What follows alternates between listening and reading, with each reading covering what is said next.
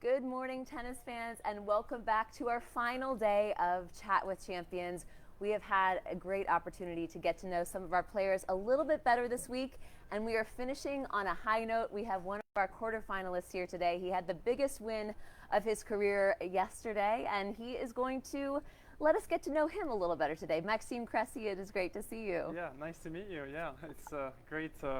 It's a privilege for me to be here and be in Newport, and it's an incredible feeling so far. Yep. So coming off a big win yesterday, as we mentioned, you said you were going to let yourself enjoy that for about an hour before you had to kind of get in the zone for what's next, which is Jordan Thompson in the quarterfinals. What does that routine look like in terms of getting ready for the next one? I haven't taken a day off for a while, for like a week or so.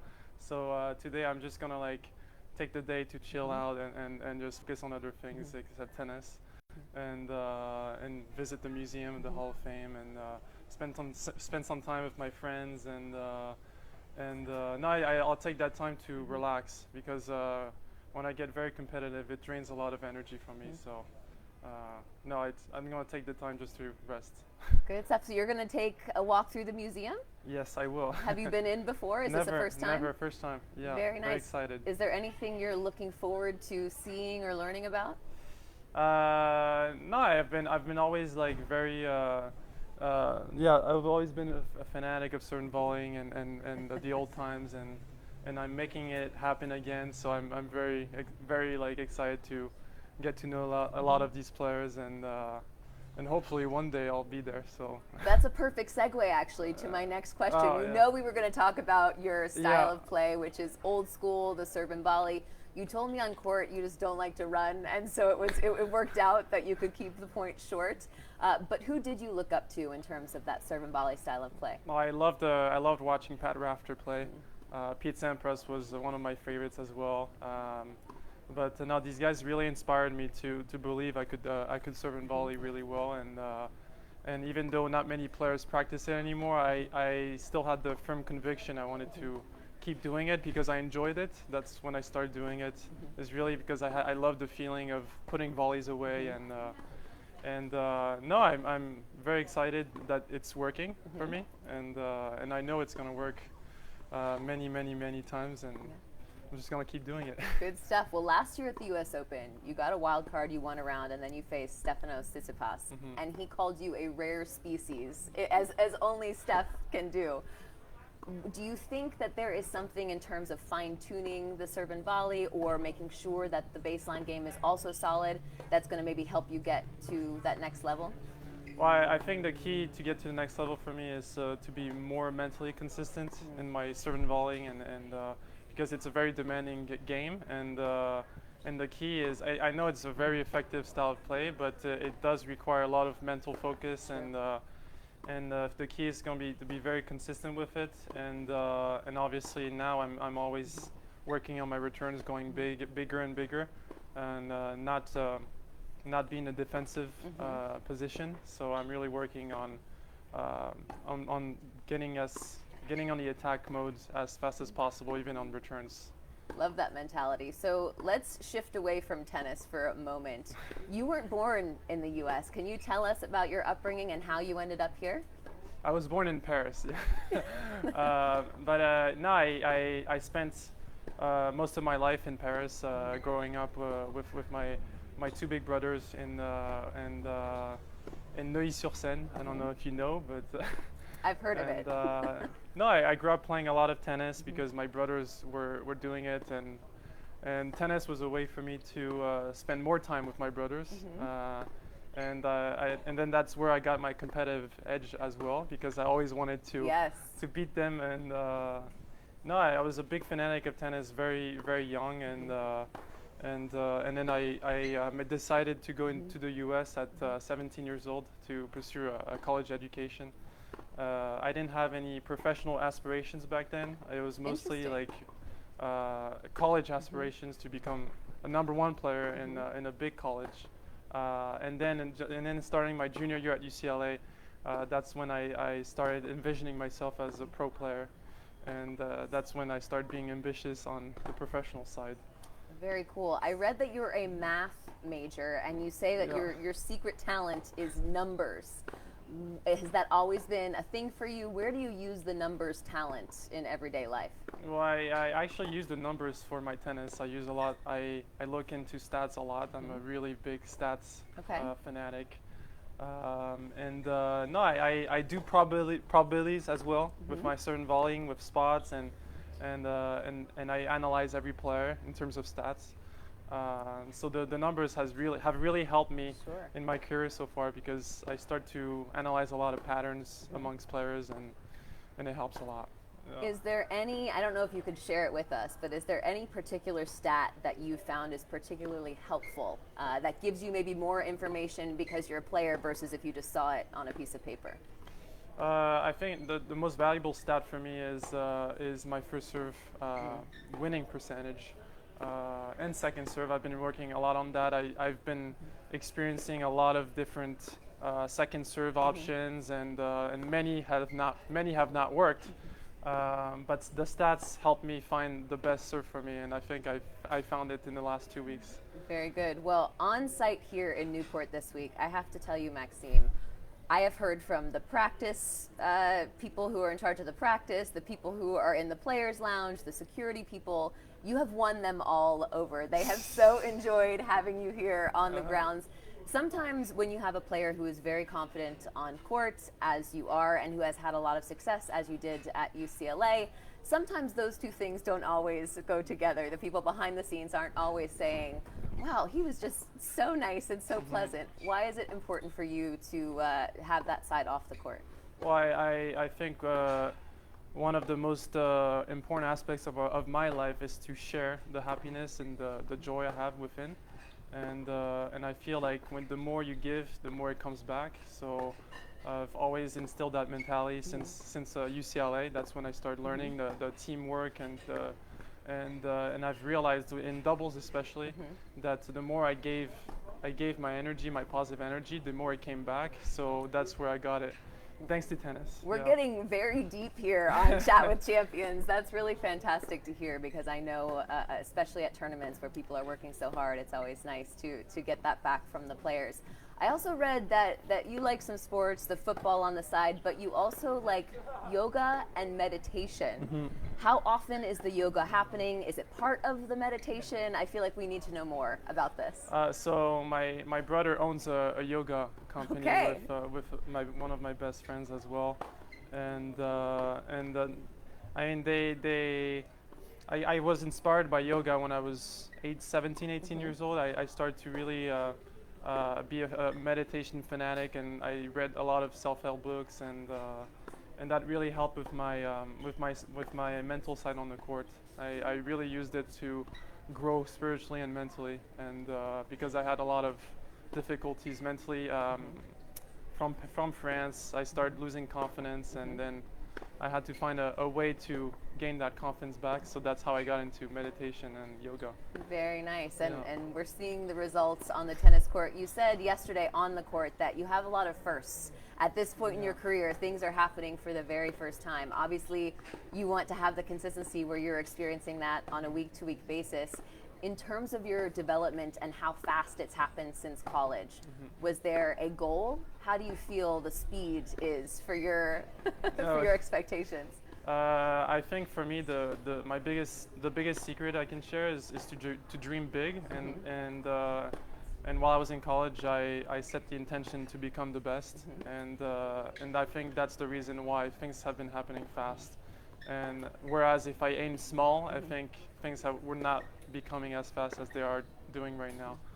Coming from college tennis, where the best players are doing a lot of winning, to the pro tour where all but one person is going to lose every week, how have you made that adjustment?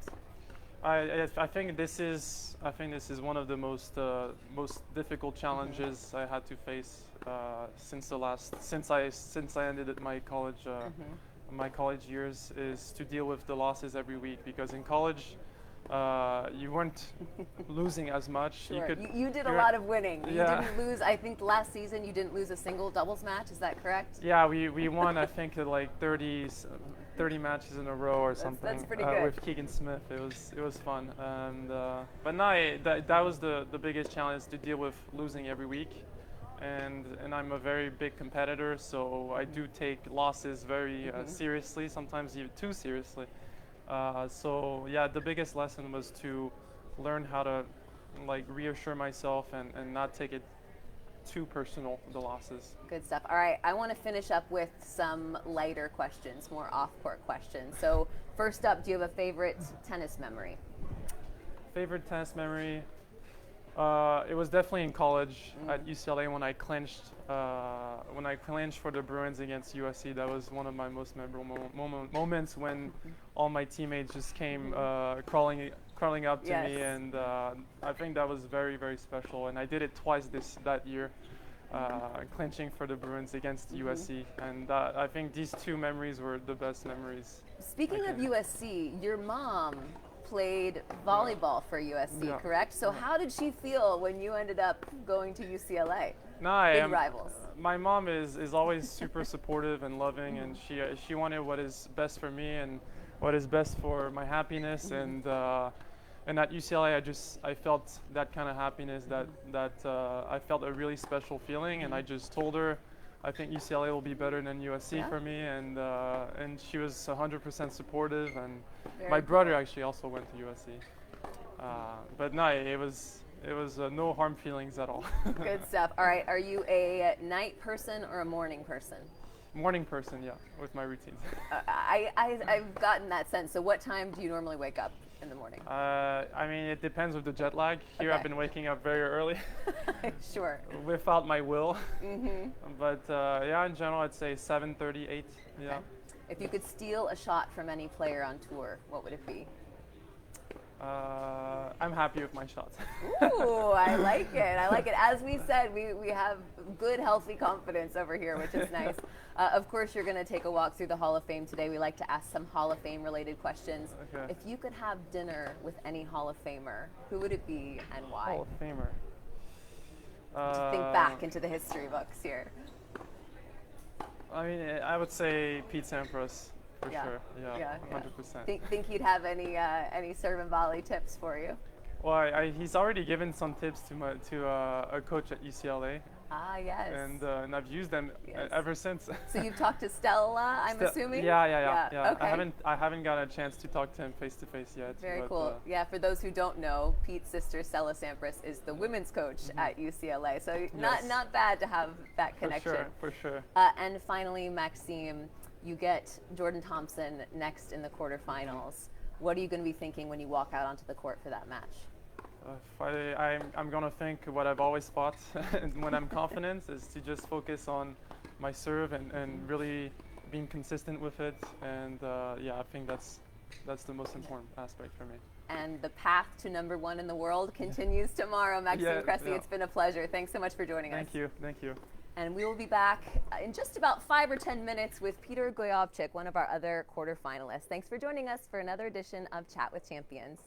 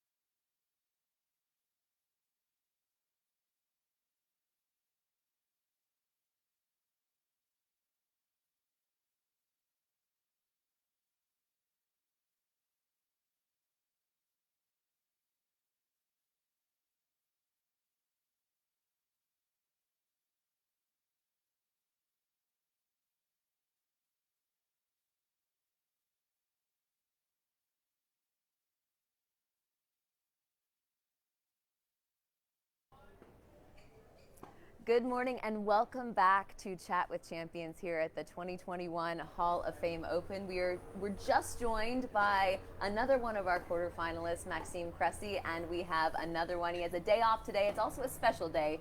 Peter Gojowczyk, it's Hi. great to see you. Nice to having me. And I have to lead it off with happy birthday. Yeah, You're the thank you big very much. 3-2 today, and you are celebrating the beginning of this day with us. You'll never forget where you were on your 32nd birthday. Yeah, that's right. That's right. I celebrate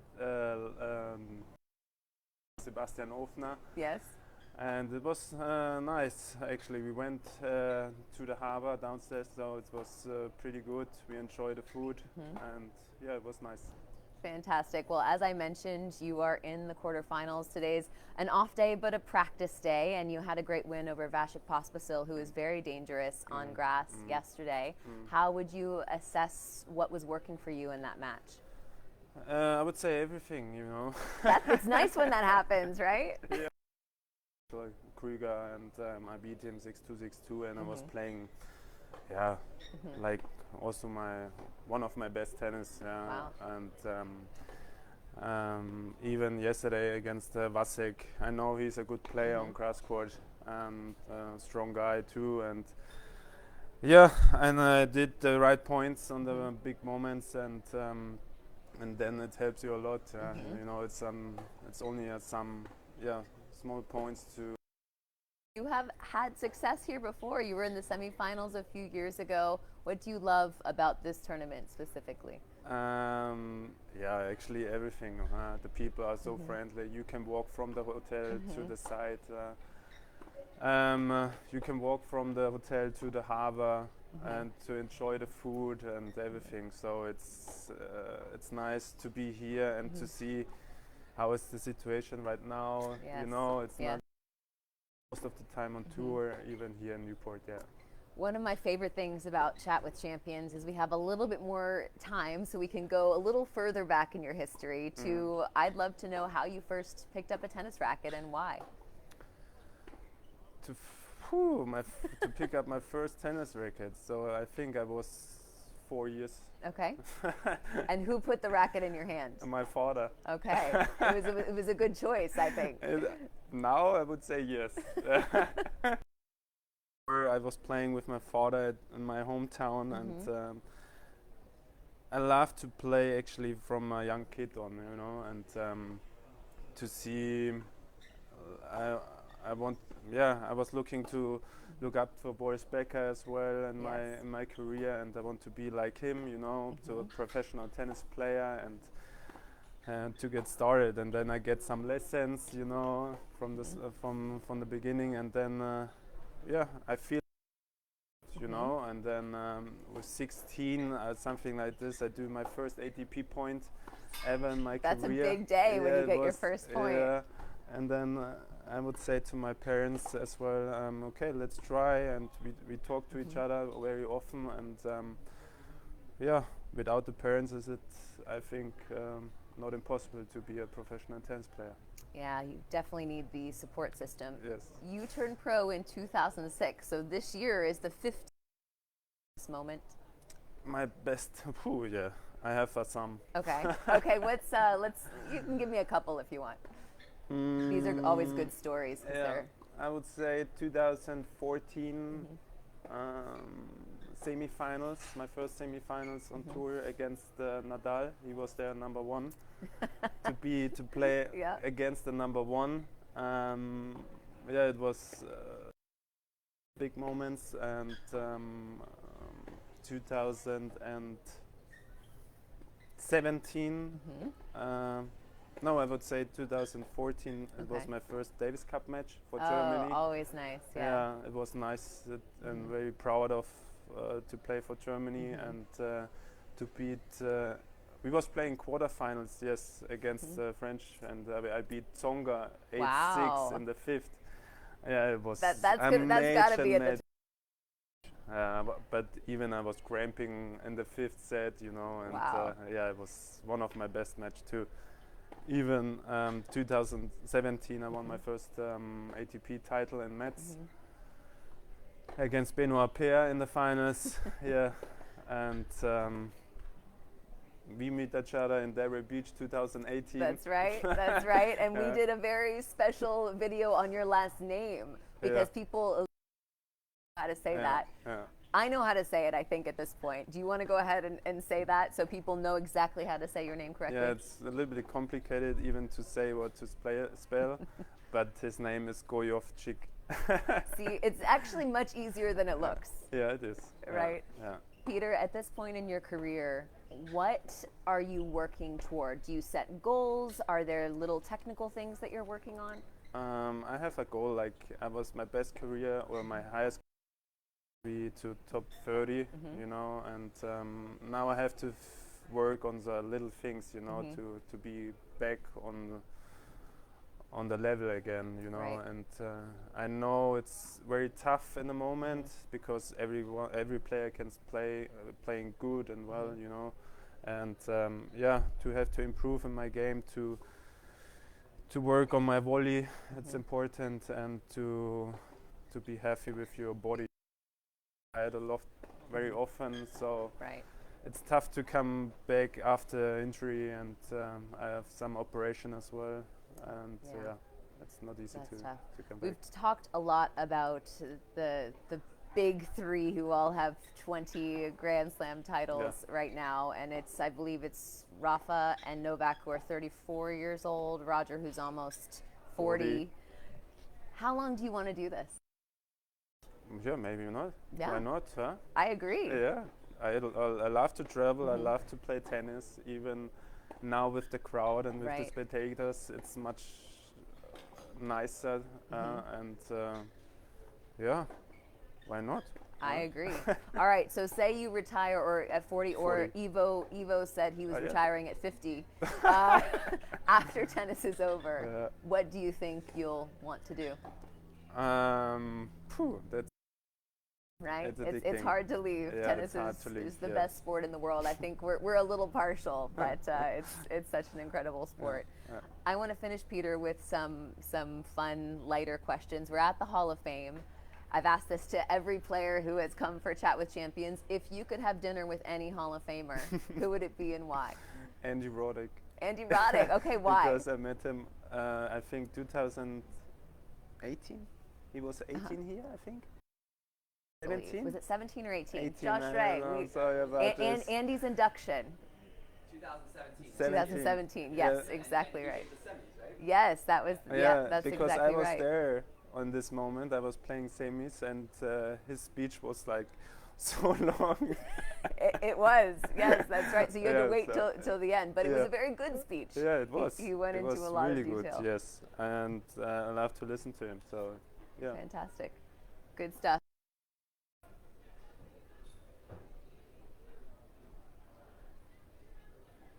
Morning. So you didn't sound very convinced. Okay, off day. If you have an off day where you're not, obviously today you have an off day, but you're still in the tournament. If you have an off day and you're home, what can we find you doing? In my kitchen. You're a cook. I cook, yeah. Interesting. Okay, what's your dish of choice? Favorite dish? Yes. I would say the chocolate lava cake. I'm Ooh. inviting you, yeah? I mean, sign me up. Can we set it up in the players' lounge? we'll see if we can work. See if we can work that out. That's great. So when you're traveling, do you try to? I mean, is it all like baking, desserts, or do you try to make your own dinners ever? I do my own dinners.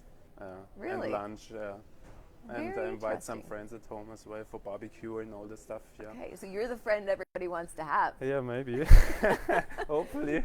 Good stuff. And finally, Peter, you get Jensen Brooksby next, a young Yeah. American who he's very young. I'm guessing you have not faced him No. before. Yeah. So when you haven't faced an opponent before, how do you go into a match like that?